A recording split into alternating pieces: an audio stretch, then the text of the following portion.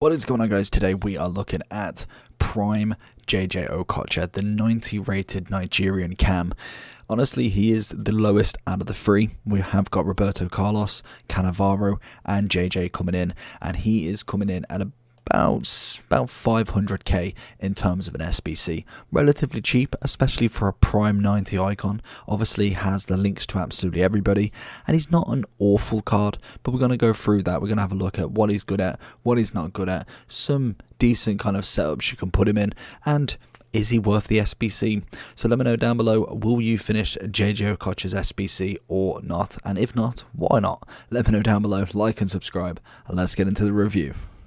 So we have got big boy JJ here, the 5-star skiller, 4-star weak foot. He is right-footed and 5'8" with a medium attacking and low defensive. Obviously, it is the prime version. He has got an 85 right mid and an 87 right mid, but his 90 is a cam. Brings him into the middle. Obviously, he's got the agility, he's got the balance, he's got the dribbling to go with it, to be able to kind of be that nimble cam who's going to be decent at passing and manage to kind of create stuff. Trait wise, we've got flair, and that is it for what you'll get in your pitch. No finesse shot, no kind of outside of the foot shot. So a little bit interesting with the traits. In terms of stats, dribbling is by far the best stat on this card.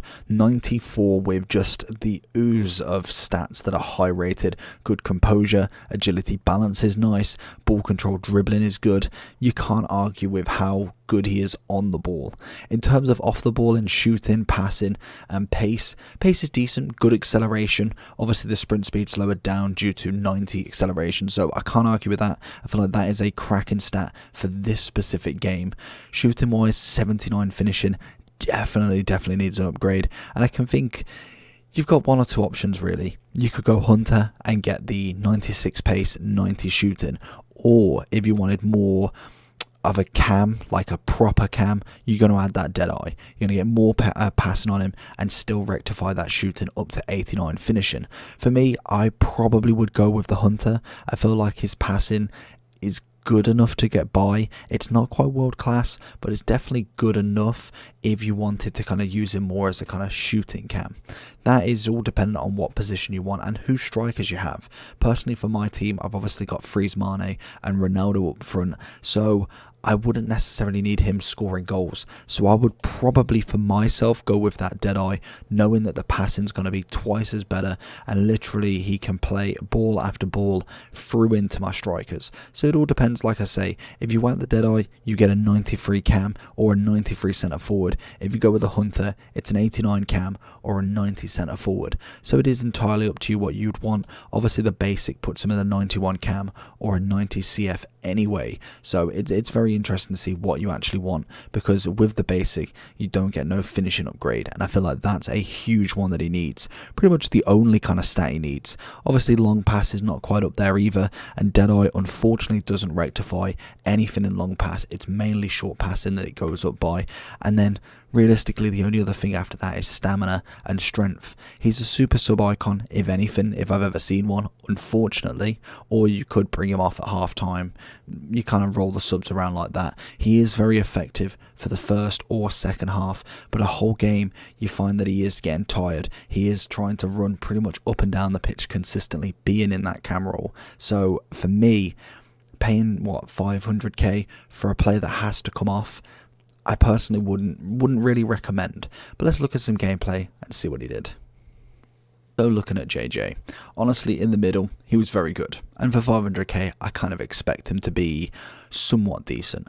I felt like his dribbling was absolutely phenomenal. The close touches, the spins, the turns, the skills was absolutely lovely, and you can see me just trying out a few different things. It's one thing that I really want to try with these 5-star skillers is just a little bit more dribbling, not necessarily skill moves and fancy flicks and all that. That will come as I get more and more confident with the kind of higher rated skill moves and kind of like combining them together to an extent. extent, but it just in general, the kind of left stick dribbling, a little bit of spins, maybe a step over here, there and everywhere. Like right there, I wanted to carry on going forward rather than go with that step in, and unfortunately hands slipped and I did go for that. But we see just constantly, we see here, takes the ball, lovely little outside touch. That is what his dribbling is doing for this card. It's a cracking little nudge, and then he just buries it bottom left.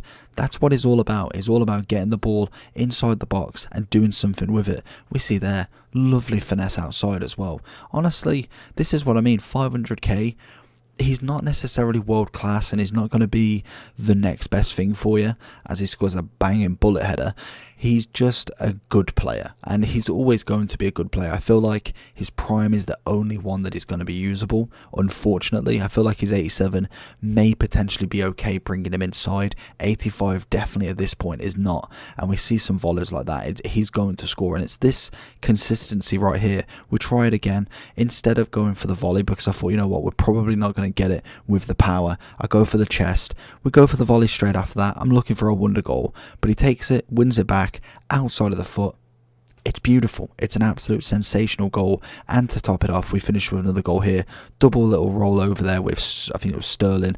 Take the ball, go with a turn, left foot finish.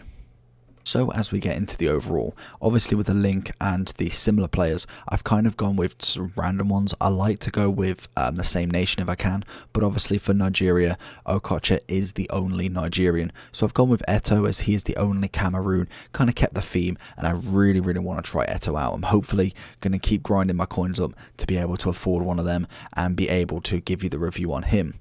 Similar players, mainly for the kind of dribbling aspect. Ronaldinho obviously is better in my opinion, but I think it's just the kind of animation side. He's probably the only player that I think has the same sort of animations, or vice versa, Neymar has the same animations as Ronaldinho in terms of dribbling. He is just phenomenal at the turn, very quick, very sharp, and has a wonderful finish on him. But in terms of Okocha, like I said, you've got the options of Hunter, which is 96 pace, 90 shooting, or you could go with the dead eye. It all depends on what you want. I'm going to let you decide what you want there. I love the 5-star, love the 4-star. Obviously, work rates, would prefer high-low in a perfect world, but I'm quite happy for it to still be low on the defending as long as it's not low on the attacking as well. In terms of kind of like what you actually want to do with this card, I personally say Cam is the best position. You could potentially push him up to a centre forward, but for me, I don't play a formation that requires one. I liked him as Cam, felt like he was quick and agile on the ball, really did well for me. And in terms of his SBC to finish off, because as you can see, I've given him an 8.8. I really want to see what his prime moment's going to be like, as most prime moments are pretty usable as long as you get them early on in the game. So in terms of this SBC, you've got the bronze and silver as always, which are always good for a little learner. If you're doing silver upgrades and stuff like that, it's great to get them done for tradable packs. But we've got an 80 rated team with 1 in form, we've got an 83 rated team with 1 in form, an 85 with 1 in form, and an 87. It's relatively cheap. It's very grindable quite easily, to be honest. I feel like all of them SBCs are pretty much upgrade material, and I think over Team of the Year, with the amount of duplicates that you're probably going to get, I feel like this is one that you could put him in to get him done cheaper.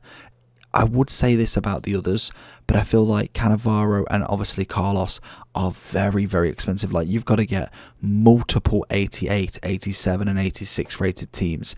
And I just think that's going to be so hard to grind. You'll probably get like one done, and then suddenly the grind will fall off and you'll miss these two, and then suddenly you've got 5 SBCs to do and no upgrade packs to do. Even though I think he's definitely worth it, I think for me, first fodder goes into the lowest one to get yourself another icon in your club. For me, I'm going to be trying out and trying hopefully to do more icon SBCs. We'll just see how Team of the Year goes. That's going to be the main kind of like focus, and Okocha and all the other icons will come if there is no icon SBC, like a mid, like how there was the base, a mid icon to go and craft basically.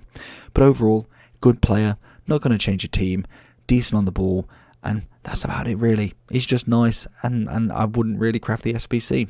But hopefully you did enjoy this video. Make sure you like and subscribe. Let me know down below what you think of Okocha, and I'll see you for the next one. Peace.